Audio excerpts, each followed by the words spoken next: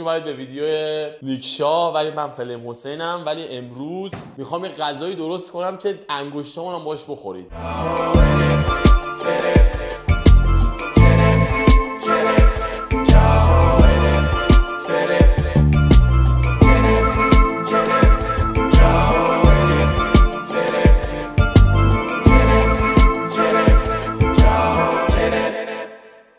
آجی نمیشه یه غذا رو ذره بفرستیم برای یکی اول جا تست کنه بعد نظرش رو بگه.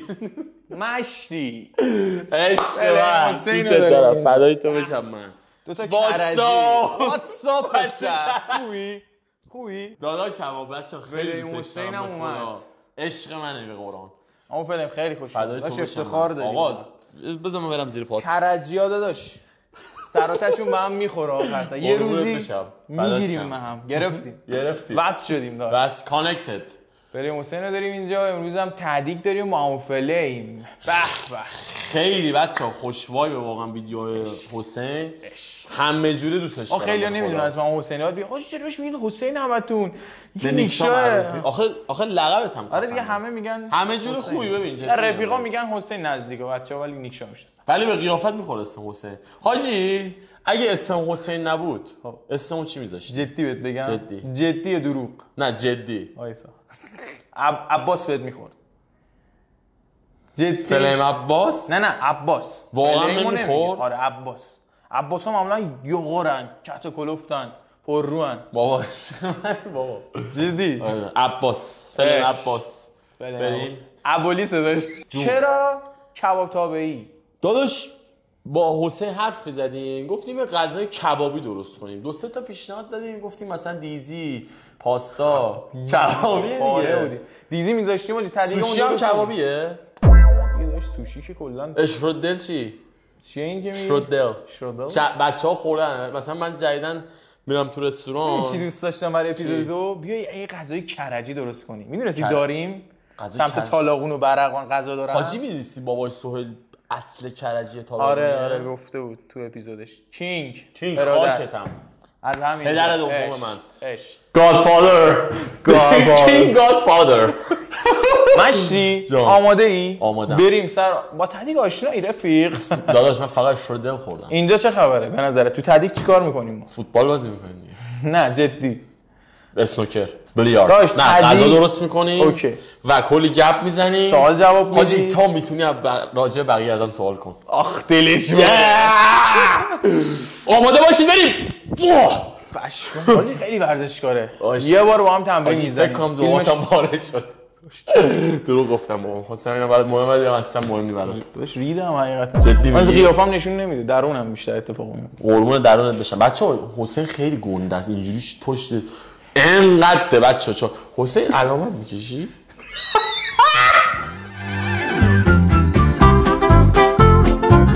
تدیگ عزیز دل شما آهنگ میخونی سوال جواب میدی جواب ندی. حاجی اون برنامه رو دیده بودیم آقا میومد غذا درست می‌کرد اسمش چی بود؟ بهونه. اینجوری می‌کرد. می‌خوای بهونه بیاری نخونی ها. ببین این برنامه سوپر اسپشیال ادیت. میخوام اینو بهونه باشم من انقدر خوب درست کنم. داداش غذا رو که هیچی درست می‌کنه اونو هیچ برنامه آور میدی تو؟ آهنگ حاجی ما فیت دادیم مشتی با هم دیگه. با بهونه؟ نه دیگه با هم دیگه اومدیم آهنگسازی کردیم. حاجی اون ویدیو آندرریتد ترین ویدیو چنل منه.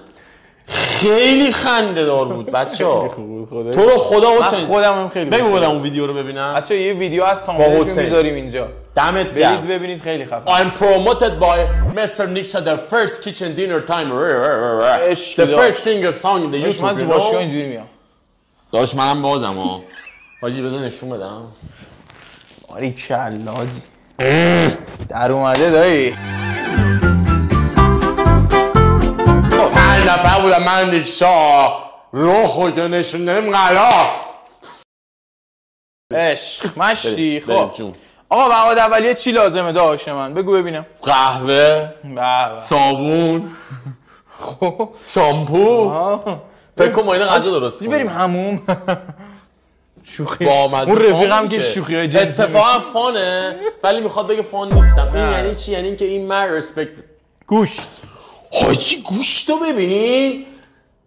مواد اولیه که امروز برات بنده خدا خیلی حاجی من میدیدم بهونه رو با اینکه اصلا ببین بچه‌ها یاد تو همه چی پنیر پیتزا میزد نمیزد ولی حاجی خیلی تمیز کار پنیر پیتزا رو اون گنده کرد ریتایر شد چی ریتایر یعنی بازنشسته ایو بازنشسته ریتایر انگلیسی کرجی بود برو هی واتساپ هی واتساپ کرجی هم کرجی حاجی گوشت رو نگاه با لبات بازی میکنه چی لازم داری بگو برات سری بیارم پیاز خب چاقو خب آهو کاهو خب پیاز بانو چند تا پیاز داداش 4 تا داش زیاده خب من از این صفره نمیدونم چجوری گیرم عذاب بکشم آقا تعدیق امروز اون یه ذره خاصه چرا ما داریم آموزش میدیم مثلا چیز کن آقا پوستشو میگیریم خب خیلی ساده است ما برای چند نفر درست کنیم غذا 3 نفر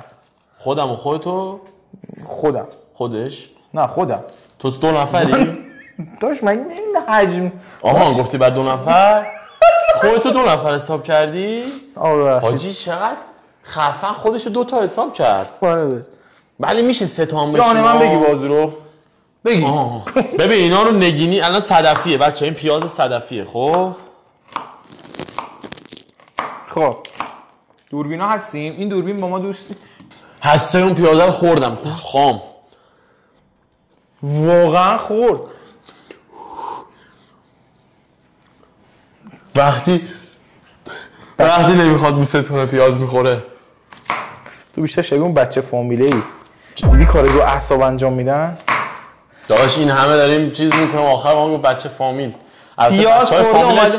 پیاز خورده اومده داره فوت میکنه نه من لیستی به تو بگم بچه‌ها اگه با یه دختر رفتید بیرون خب طرف گفت پیاز خوردم واقعا میخورن که بوستتون نکن ببخشید گفتم سر بوست جدی آره دیگه پس سر چیه حاجی بچه‌ها حسین واقعا میتونه جای ما آقا رو بگیره تو شبکه 3 جدی این کارا هم بلدم حاجی الان زوم میشه ببینن چیکار داری میکنی پیاز به نظرم 2 تا این نصفش کافی نه آره داشت زیادم هست 3 نفر خب حاجی میخوام شروع کنم سوال کردن ازت بفرما بچا فلیم سرخ کردنشو میسپریم به فلیم این خودکاریاشو من انجام میدم قربونت بشم بوست به سک و صورتت عشق من جان داداش چند سالته من از 28 28 سالته نه با دروغ گفتم بچه‌ها امروز چندمه حاجی یه جوری گفتم 28 انگار امروز چندمه نمیدونم امروز فکر کنم بعد کسی 18 ام 19 امه من خودم میخوام تاریخو بفهمم ویدیو رو تا کی میبینن این هفته دیگه ویدیو رو دقیقاً روز تولدم فکر کنم ببینید 2 خرداد تولد منه و عمو حسین لامبورگینی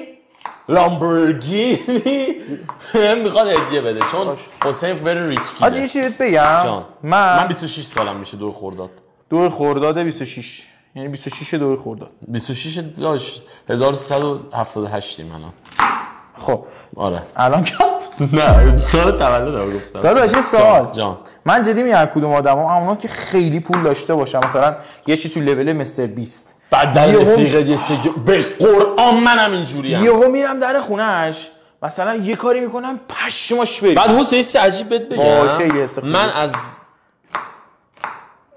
بجز امسال و 2-3 بار از دوستام فقط هم مامانم کادو گرفتم تولدم جدی اصلا انقدر این اتفاق بود از کادو گرفتم بدم میاد چرا مخصوصا مثلا دوست دختر داشتم همیشه بهش گفتم برای من چیزی بخرید دعوام میشه واقعا حاجی نمیدونم چرا اخلاقم اینجوریه متنفرم مخصوصا اینکه از مثلا دوست دخترم برام چیزی میخرید متنفر بودم چرا دایش بدم میومد اصلا دلیل خاصی نداشت خیلی بدم میومد آقا بذار الان سوالم شروع تو به این قضیه خرداد ماه یا فلانن این یا چیزان اعتقاد داری ببین داداش من واقعا به اعتقادات همه احترام میذارم حتما هر کسی یه وایبی از اعتقادش میگیره که پایبند قبول داری آره 100% نه میخوام ببینم نظر تو چیه به نظر من این که این ما اونجوری و ما اینجوری همش خرافاته منم همینه داداش ما یه روز حالمون خوبه یه روز یه اتفاق بد میفته حالت بده بعد داشت همش تلاش میکنی که همه چی رو ردیف کنی ردیف الان تو داری با این دستگاه این پیازه ردیف میکنی مثلا داشت من میرم یه روز حالم بده میرم مثلا استخ حالم اوکی میشه اینجوری نیست که داشت همیشه آقا تو کدوم آدمو دیدی تو طول تاریخ همیشه توی مدار اصلا نمیشه اصلا کی میتونه همیشه حالش خوب باشه پس داداش این که مودی و اینا همه داداش من احساس میکنم داشت کسی ناراحت میشه اصلا بهش بگی این مثلا این مودیه. آره اصلا زشته. آره باحال نیست. نه من اصلا اون اعتقاد نداری. نه اونجوری هم نیست. اصلا باشی. استیبل. آره. اعتقادم نداری بهش. نه خردادی‌ها خیلی هم گل ما هم واقعا. مثل خودم نام کن چه گلی هم. واقعا. حاجی من می‌بینی تنها چیزی که از تو دیدم و خاصه کاراکتر خودت چی بوده؟ چی؟ یه چیز فقط؟ نه. خب تو داشتی نه داشت تو داشت همینجوری حرفت زدی. ما از هر کسی یه بازی کلمه داریم. ما یه بازی کلمه داریم خب از هر کی مثلا من میگم سوی سولبا تو یه کلمه مثلا مصداق بارز سوی سولبا الان چرا حرف قبلی تو کامل نکردی؟ دارم میگم که من از تو یه چیزی یادم میمونه وقتی میگن فلیم حسین یه چیزی میاد تو ذهنم. چی؟ وقتی سویلو میگن یه چیزی. خب پس این طبیعیه کاملا. آره کاملا. از تو خیلی انرژی دیدم. همیشه مثلا به کی بگم میگم گوله انرژی. Yes sir. That's right my man. یه چیزی دیگه هم میاد. دیستورشن. نه داداش خب چیکار کنم؟ هر ویدیویی من دیدم صدای اون ویدیو دیستورشن. حاجی من انقدر تو استریم داد زدم صدام کلوف شده. الان واقعا بخوام مثلا آروم صحبت کنم صدام اینجوریه. حسین قربونت بشم. واقعا صدام مونه. ولی چون مثلا تون حرف سینگل بودی؟ Yes sir. Oh babe. Yes sir. Hey girls come around me. و سینگلم تا آبادم میمونم. آبادم. نه جدی میگم. حاجی هر کی حرف زده هفته بعد نه من جدی میگم. داش منفی 500 نمیدونی قضیهشو؟ نه. آیپد. نه. تا خداییشو یکی نمیدونه. چی شده؟ هیچی داداش. بگو تو رو خدا. حاجی من یه رابطه‌ای داشتم خلاصه بگم. یه بنده خدا 500 میلیون به من ضرر زد. دختر. آیپدم هم برد. نه. توز بود.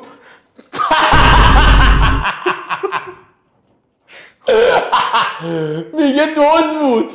نه حاجی دیگه دستش بود من پیش نرفت چون بعدم میرسی یا یکی بگیرم وقتی بهش میدم. داداش دوزی کرد. وقتی ندادی یعنی چی خب؟ خیر. میگه دوز بود. حاجی خیلی حرفه‌ای حسین. خوشم اومد. حسین بعد من این سی بدم میاد. گوشت زخم بده متنفرم. پیاز و حسین میذارم. گوشو کامل میگیره. ادویه هم میزنیم. ادویه خورش هم میکنیم. بعد یه سوال جان ما دو مدل آدم داریم. کسایی که کباب تابعی رو چیز میخورن با رب درست میکنن رب پزش میکنن. کسایی که سرخ میکنن کلاسیک میخورن. تو چجوری تو کدومی؟ داداش اینجا تعدیق تو باید غذا درست کنی. من کلاسیک دوست دارم. تو طریقه خودت بدون رب. تو هم بدون رب دوست داری؟ منم کلاسیک خورم. Yes sir. خب پس فلیم حسین از کجا اومد؟ فلیم حسین که اسمته. من آجی خب همه بچه‌ها دیگه تقریبا میدونن من داش عاشق ترویسم. تتوهایی که مربوط بشه 1 2 3 4 5 5 تا تتو راجع به ترویس دارم. بعد داداش شاید برای مثلا بعضیا مخصوصا قدیم داشت الان ترویس تو ایران خیلی فن داره. واقعا ترویس بچه زندگی من عوض کرد با آهنگاش. یعنی بعد برید معنی آهنگاشو ببینید. جز اونایی که حالا میالا ما به اونا نه. فقط بچه فوش مشتیش آهنگاش مثلا یا مثلا راجب شعراش حاجی واقعا کاراکتر منو ساخت. فلیم یعنی چی به انگلیسی؟ فلیم یعنی آتیش، شعله. خب آره فلیم یعنی آتیش. بله. یعنی تو کلا از ترویس اسکات چیز گرفتی؟ الهام گرفتم. باریکلا فلیم حسین. بالا است یونیکه به نظرم. قربونت بشم. خب خردادی بودی؟ آره. یه هفته دیگه هم تولد. آره داداش. درچو بستی چرا کاری میداد پس. خب حاجی خیلی حرفه‌ایه. اصلا به گرد من می‌خواستم این کارو بکنم یه قسمت کامل فقط میشه. ما مزه آخرش. داداش واقعا دیسه تو میدم اون موقع. داداش به من چه؟ می‌خواستی نگی من درست. نه تو معلومه این کاری مشتی. نمکش کم بشه بهتره از اینکه زیاد. خب داداش دیگه باید با دست بریم توش. اما که میتونی بزنی. آره با دستم شستم همین الان دستشویی بود راست میگه. حالا نمیدونم بعد اینکه دستشویی بودی خاروندیش نخورون جایی رو دست زدی. نه بابا نمیخارونم برای چی بخارونم؟ بیا. خب همینجوری دست بندازم ببین. داش قشنگ ورزش بده تا ازت سوالامو شروع کنم. از اینکه کی یوتیوبو شروع کردی، از اینکه چی شدی، استریمو کی شروع کردی؟ حاجی من کی باعث شد استریمر شی، یوتیوبر شی؟ یه ذره میخوام گذشته‌ت بدونم تو یوتیوب، استریم، تو همه چی کلا. چشمت میبره. داداش ما یه گیمر ساده بودیم.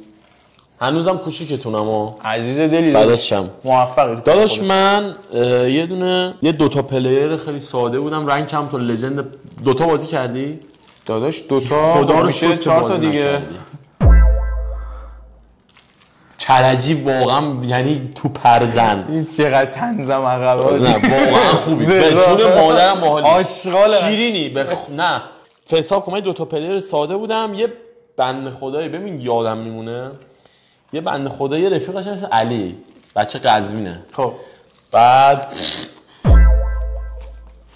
مسابقات دوتا نگاه می‌کردیم. اولین نفری که استریم شدیدم به نظر کی بود؟ کی؟ امیر فانتوم. ریسپکت. عاشقتم. عشق. هر موقع بهت فکر می‌کنم بغضم میگیره. واقعا بهت میگم، یعنی برای من خیلی بالا حاجی. به خودش تو دایرکت حساب اولین باری که تو دایرکت حرف زدیم، اولین باری که دیدمش مراسم دیوان آوارد، اولین بار بود اون موقع حاجی دیدمش، به جون تو انگار واقعا شخصیت هالیوودی رو دیدم. یعنی داشتم امیر واقعا مسیر زندگی منو ناخواسته عوض کردی. احترام زیاد. واقعا عاشقتم حاجی، واقعا عاشقتم. خیلی زحمت کشیده، خیلی آدم. واقعا دوست دارم به یه جایگاهی برسم، اونقدر بزرگ بشم که امیر رو افتخار بده توی ویدیو بیاد، فقط با هم حرف بزنیم. واقعا بیا داشت میشه امیر رو بیاری؟ آره تعلیقو میارم بعد خودت هم باید باشی اینجا. جدی میگی؟ برو بریم. حاجی واقعا خفن نیکشا. بچه‌ها امیر فانتوم نگاه می‌کردم. حاجی اصلا وایب استریم این آدم منو گرفت. جدی؟ بعد هی مثلا تو این باعث شد که یک سال استریماشو می‌دیدم. ویور بودی. آره بابا من ویور، هنوزم ویورشم. ایول. بعد حاجی من آقا امیر رو می‌دیدم. یه رفیقم علی تو دیسکورد گفت حاجی تو بیاد کالافو شروع کن. کالاف چیز استریمو شروع کن، حالا گوش کن. بعد کالاف هم خوب بود. خب بعد حاجی بگم رو کمشیو بگو. حاجی بعد این بنده خدا برگشت گفت اگه میخواید تو کالاف خوب باشی باید چیت بزنی. خب دراما شروع شد. حاجی گوش کن ببین من چه دیوونه روک میگم. حاجی من روز اول استریم و کالاف با چیت شروع کردم. نگفتی بودی تا حالا جایی؟ هزار جا گفتم بابا. کالاف با چیت شروع کردم. بعد حاجی میزنم رنده بعد 54 کیل حاجی از سر مپ مینداختم ته مپ تو 10 دقیقه مچو تمام میکردم. اولش ایمبات هم میزدم. ببین مثلا با چای میخوردم با یه دست دقیقه جیری به خودش تریگر باد آدم تو استریم ده. بعد ویورا میدونستن؟ ویورا میگفتن تو سیمفونی رو میزنی. سیمفونی که خفنه. آره حاجی بعد 5-6 ما بچه‌ها فهمیدن. میشه اسم بیارم رفیقام من الان. آره بگو. مثلا میلیدن و پیمان میجور اینا فهمیدن من چیت میزنم. بعد گرفتن رومو. بعد بچه‌ها واقعا چیز خوبی نیست. من دستم روی شد عین پر روی استریمو باز گفتم من خیلی خفنم، اینا چش ندارم منو ببینن، من خدام کی گفته من چیت میزنم. بعد ویورام همه پشتم در اومدن حاجی. آره نازم. ببین واقعا حس خلافکار داشتم. اسم اولین ویور تو یادته؟ کسیکیتر MDZ ولف. هر جا هستید آجی واقعا خدا میخوام. چه حالی میده؟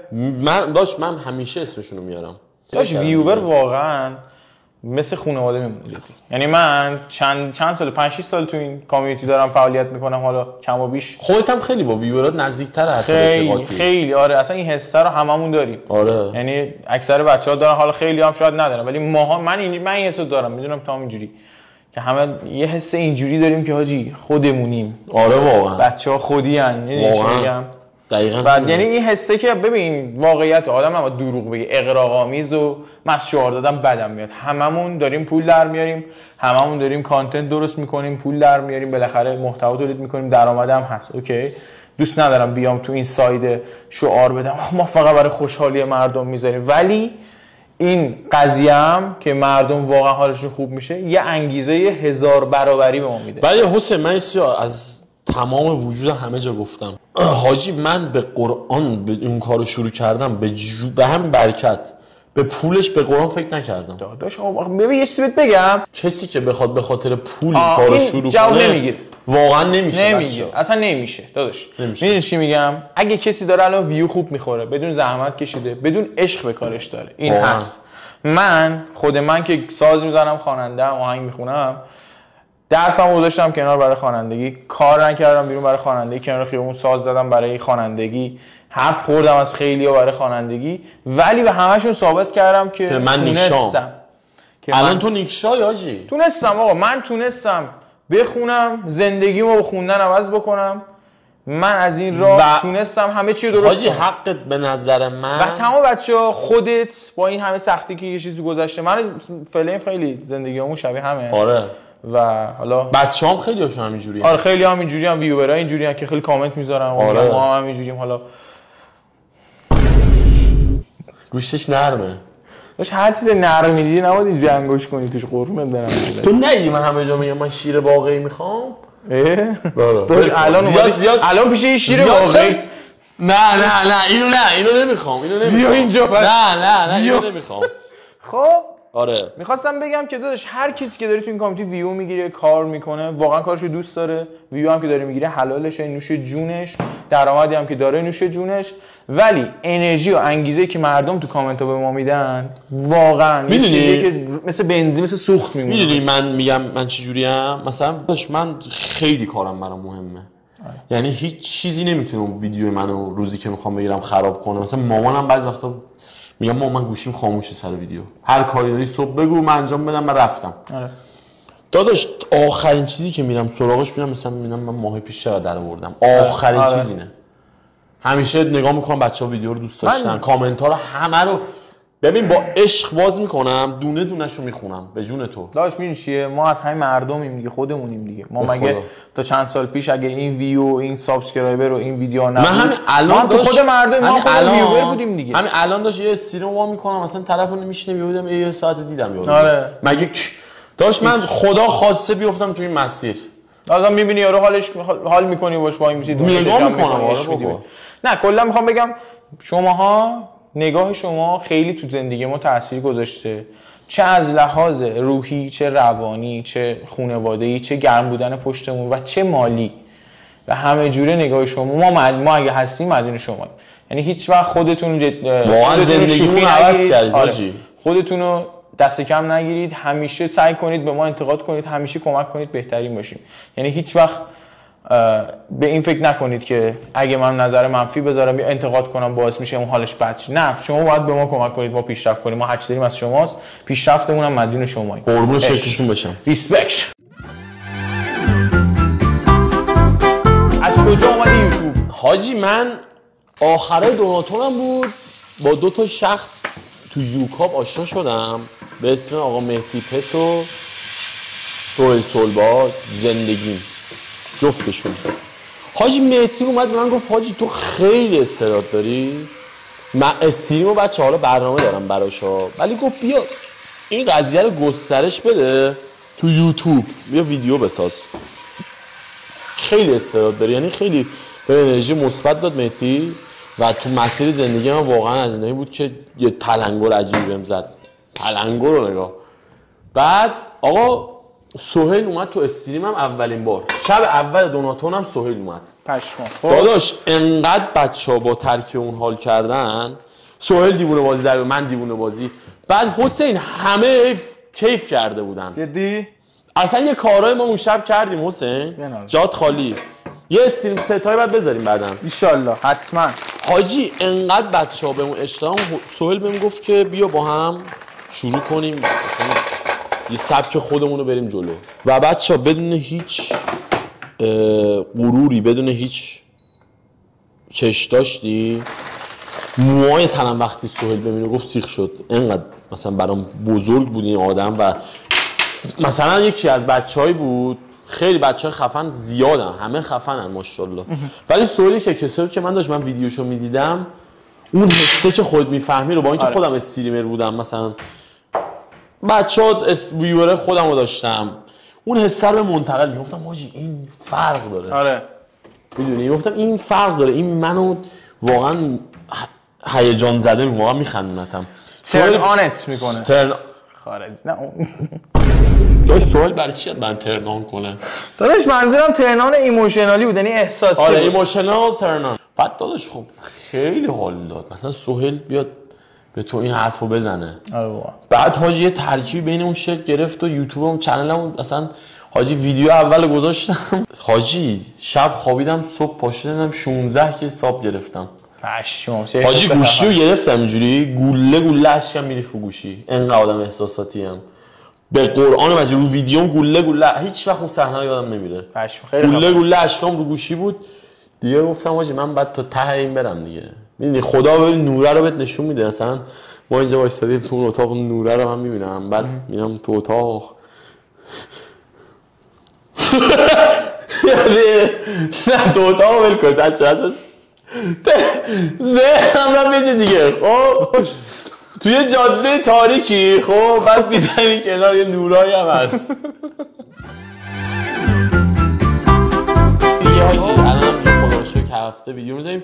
چنل گیمینگ هم به زودی میذارم پرکارت عین خود پرکارتر. هیچی دیگه. آره ببخشید تو ویدیو تام میگم این کارو میخوام بکنم کار داش خودتون طوله به طرف همینجوری به جون مادر. داش یه چیزی بگم تهدیگی که خاصیتش این چیه؟ یکی از بیشترین کامنتایی که تو تهدیگ من میگیرم اینه که مردم میگن حاجی فکر نمی‌کردیم فلانی که آوردیم فلان مهمونی کنه اینجوری باشه چه باحال. یعنی ساید واقعی یوتیوبرها رو بیشتر دارن اینجا میشناسن آره. که چه جور آدمایین. حالا یه سری هستن کامنت خوب میگیرن، یه سری کامنت بد میگیرن، یه سری میگن چی میگم، یعنی آره. خود واقعیشه. ولی ما نشیم کامنت بد که بگم چه آدم فلانی بود این که آوردیش. باشه اصلا وایدو چالنجز امکان نداره کامنت بد. آره هی میام بالا سرت کامنت بد چون داداش مهمونامون کرجیم ما که داداش بابا چه حاجی به قرآن من خجالت میکشم.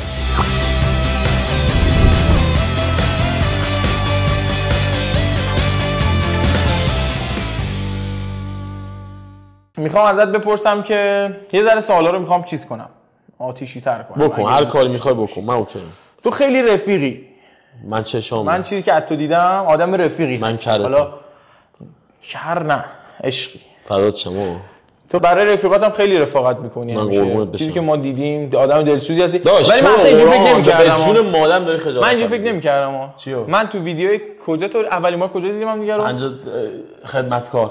نه خدمتکار که صبح 50 تا یوتیوبر مگه نبودی تو؟ 50 تا یوتیوبر 50 تا یوتیوبر دیدیم اول. فکر نمی‌کردی اینجوری؟ اصلا فکر نمی‌کردم. حاجی فیلم بذار من دیدگاهم نسبت به تو بگم. جدی؟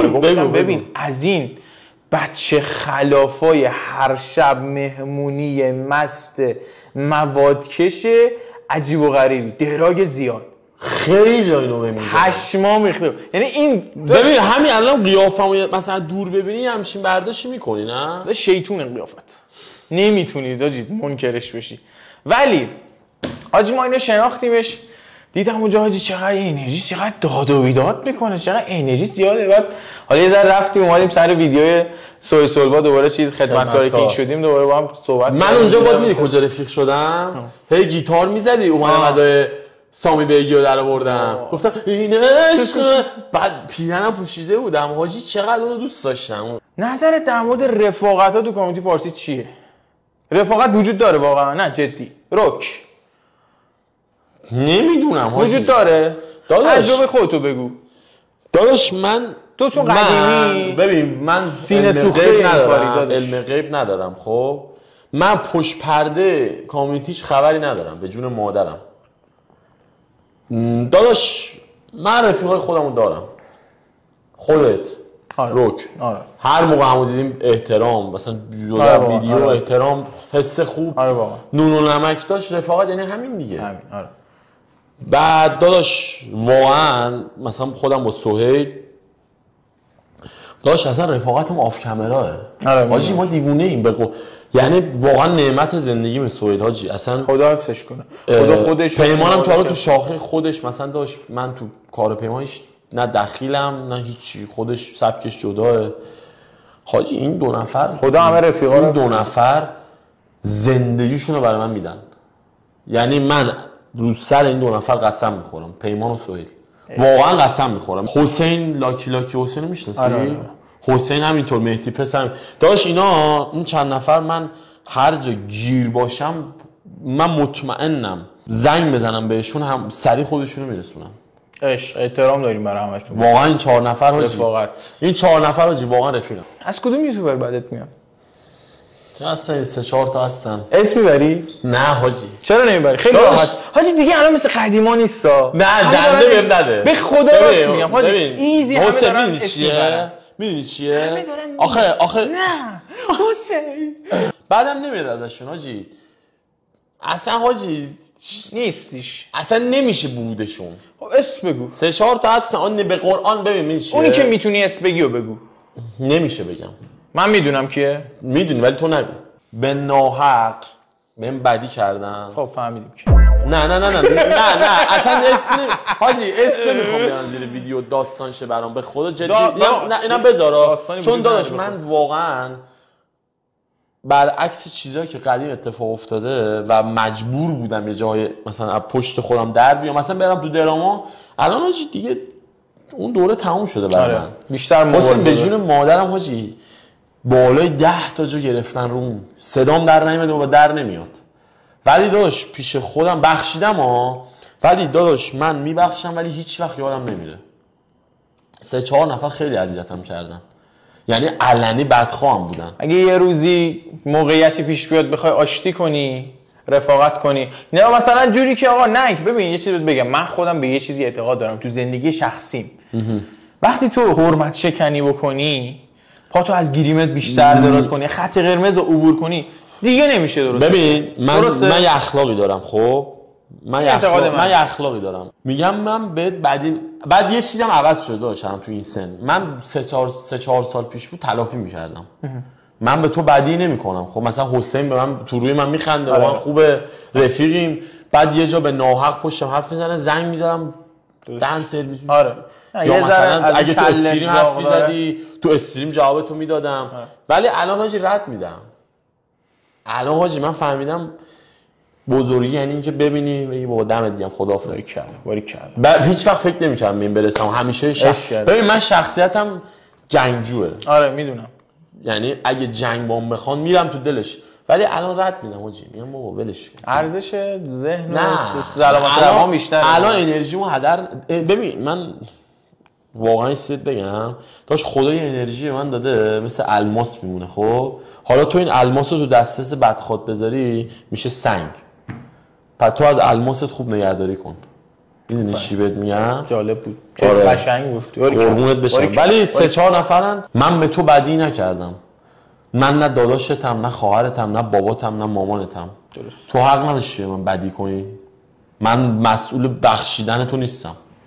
یعنی بخشیدن منظورم که میگم بخشیدن ولی فرصت دادن دوباره. میدونی حاجی بهترین مثالی که میتونم برات بزنم چیه؟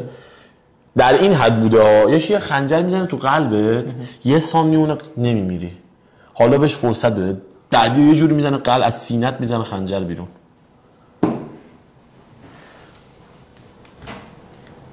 ببین صرفاً آشتی کردن، دوستی کردن، بخشش به معنی ارتباط دوباره با اون شخص نیست.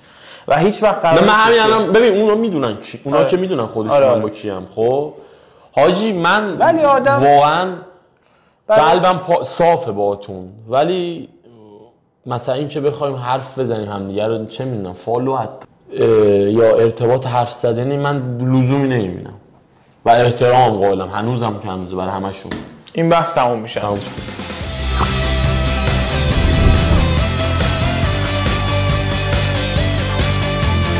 دوستان عزیز ما تو این فاصله برنج رو دم کردیم. بچه‌ها یه توضیح بهتون بدم. ما چون من کلا رژیمم نیکشام لطف کرد غذا رژیمی روغن اصلا استفاده نکردیم. صفر. با ماست درست کردیم برنجو. خب و بوی طبیعت پیچیده تو خونه. خب طبیعت نیچر کوها اون بره دهنم افتاد. باورت میشه؟ از کدوم یوتیوبر خیلی خوشت میاد؟ بجز سهیل. بجز سهیل چون سهیل که دنیای دیگه است. سهیل دیگه خواهی خیلی هن همه رو بگم. 3 تا تاپ تیری تو بگو. تاپ تیریم تو ایران. آره غیر از سهیل. ببین من سبک فانو خیلی دوست دارم دیگه ولی حاجی خیلی سخته. اسم داداش من ویدیو علی سوری رو خیلی دوست دارم. هادی رو خیلی دوست دارم. هادی هایروکس. من مثلا اگه رفیق مثلا نمیشناختیم همون رفیقم نبودیم مثلا میدیدم ویدیوهاشو. سوم حسین لاکی خیلی شخصیت خیلی باحاله.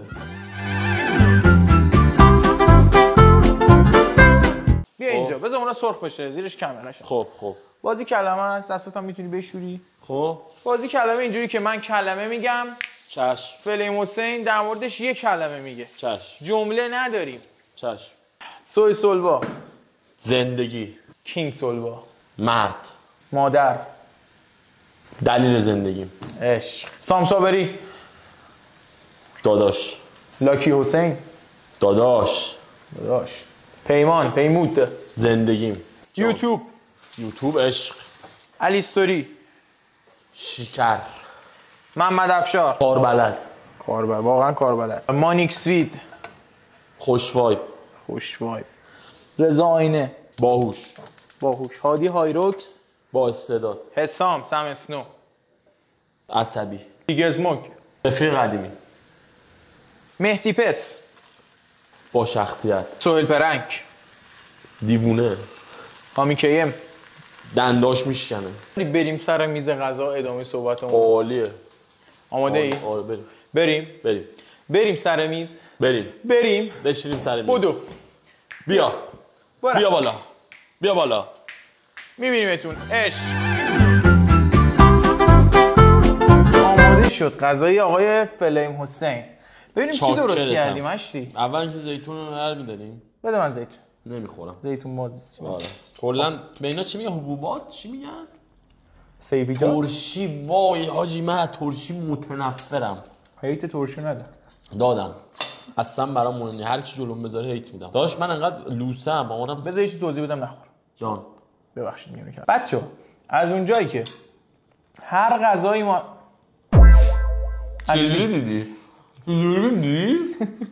از اونجایی که ما هر غذایی از بیرون گرفتیم امتیاز خوبی نداشت، از این به بعد به غذای بچه‌ها نمره میدیم فقط.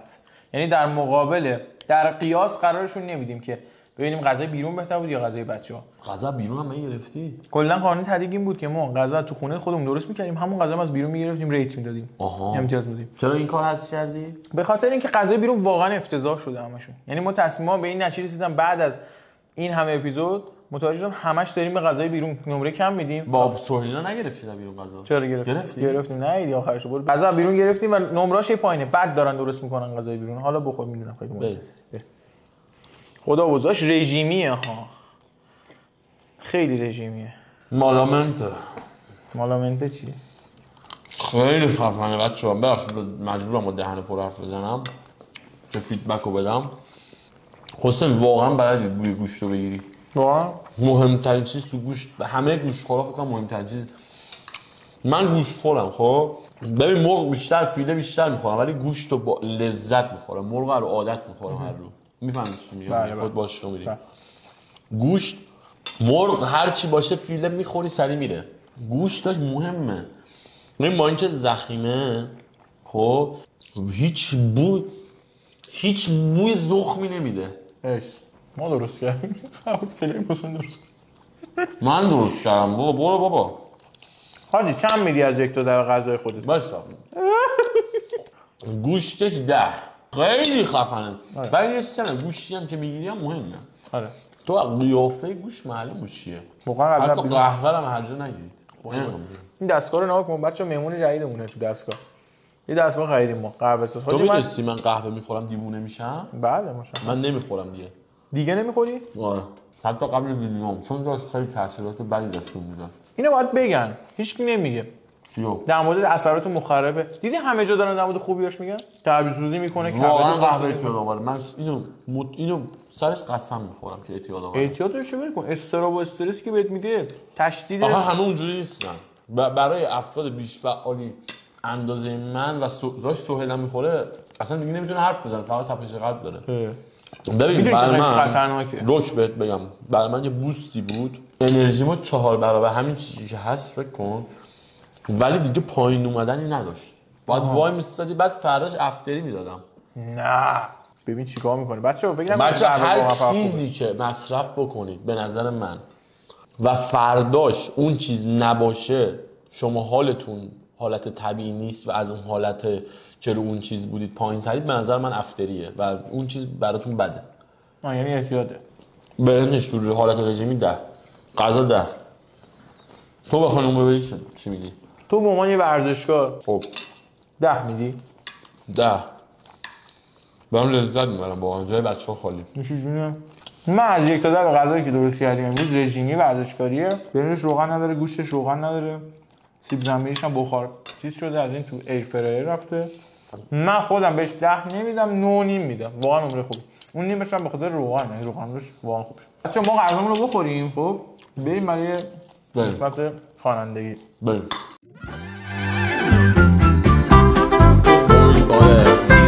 عالی. حالت خوبه؟ چسبید به گوشت و روح و دون. فردا تمرینه؟ فردا پنجشنبه؟ پنجشنبه. فردا هم حوازی. حوازی؟ ما فردا پا داریم حاجی. جمعه پا میزنم. پا درد داره. پا درد داره. ولی پسری که پا رو نمیزنه چیه؟ ملخ. حاجی باورت میشه بعضیا میان شبیه تتلویی؟ ولی تو رو قرآن اگه جدی تو رو قرآن اگه خوندم نیاد زیرش بنویسید خیلی خوب بود، مخصوصا اون جایی که نمیخوندی. ساز چقدر خوب بود، نیکشا چقدر با اینکه نمیخوندن تو بهتر بود. از الان بگم قهر میکنم. نه الان همه میدونم ولی صدای فله من در اختیار تو، بیا این تنو ببرش تیمارش کن، اون بی تو قلبش بیمارت شون، نفسشی بیا بشکنش سیگارشو. بقیهش بلد نیستم. نظرت در مورد تهدیگ چی بود؟ نظرم در مورد تهدیگ برنامه یکی از کول ترین جاها و صمیمی ترین جاها و چه حاجی چه محیط خیلی آرامش بخش بود. جدی؟